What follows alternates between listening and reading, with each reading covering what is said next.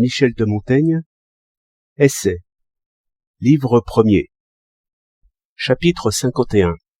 Sur la vanité des mots. Un rhétoricien des temps anciens disait que son métier consistait à faire paraître et trouver grandes les petites choses, comme un cordonnier qui saurait faire de grands souliers pour un petit pied. À Sparte, on lui aurait fait donner le fouet pour s'être vanté d'exercer un art trompeur et mensonger. Et je crois qu'Archidamus, qui en était le roi, n'a pas dû être peu étonné d'entendre la réponse de Thucydide, à qui il avait demandé qui était le plus fort à la lutte, de Périclès ou de lui. C'est malaisé à établir, dit-il, car quand je le mets à terre en luttant avec lui, il persuade tous ceux qui l'ont vu qu'il n'est pas tombé, et qu'il gagne. Ceux qui fardent et maquillent les femmes font moins de mal, car on ne perd pas grand-chose à ne pas les voir au naturel, alors que les autres s'emploient à tromper, non pas nos yeux, mais notre jugement, et à abattardir et à corrompre les choses dans leur essence même. Les États qui sont restés longtemps bien gouvernés et réglementés, comme en Crète ou à Lacédémone, n'ont jamais fait grand cas des orateurs. Ariston définit bien la rhétorique, en disant que c'est la science de persuader le peuple.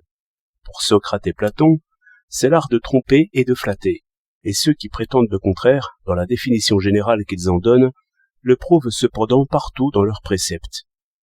Les musulmans en interdisent l'enseignement à leurs enfants, la considérant comme inutile.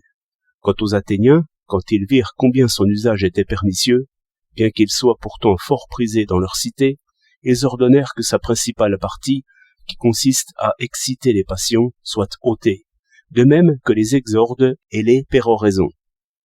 La rhétorique est un outil inventé pour agiter et manipuler une foule, un peuple en révolte, et on ne l'emploie que pour des états malades, comme la médecine pour les corps.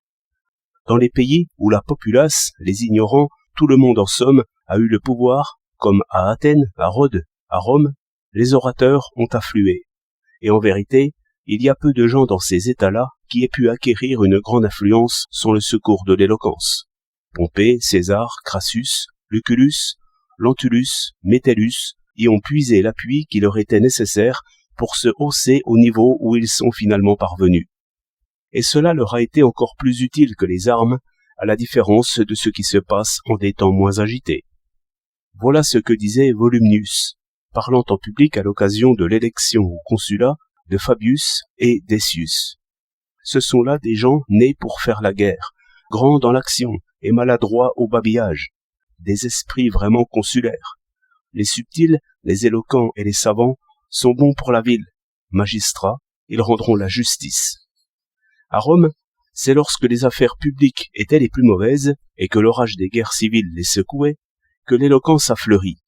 De même, c'est dans un champ en jachère, non cultivé, que poussent les herbes les plus vigoureuses. On peut donc penser que les sociétés qui dépendent d'un monarque ont moins besoin de l'éloquence que les autres, car le peuple qui est bête et veule a des oreilles qui le rendent sujet à la manipulation et à l'agitation. Cédant aux harmonieuses paroles qu'on y déverse, il ne prend pas la peine de soupeser et chercher à connaître la vérité des choses de façon raisonnable. Mais cette disposition ne se retrouve pas aussi facilement chez un individu isolé, car il est plus facile de le garantir contre ce poison par une bonne éducation et de bons principes.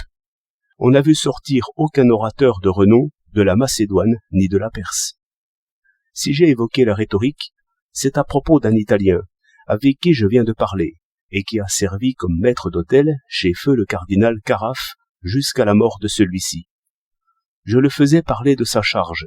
Il m'a fait un exposé de cette science de la bouche avec une gravité et une contenance magistrale, comme s'il m'avait entretenu de quelques points importants de théologie.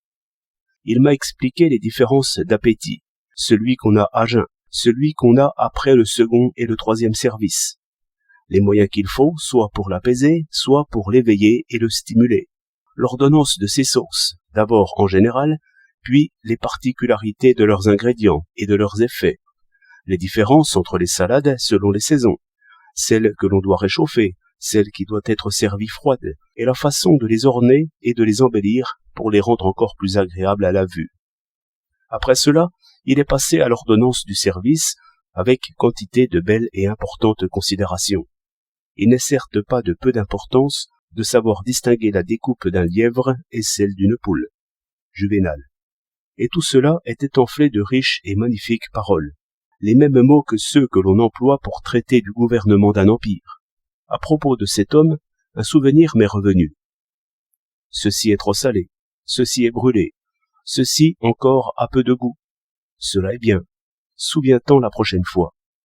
Je les instruis aussi bien que je peux avec ce que je sais.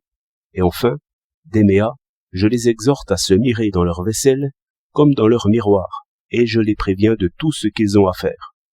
Terence.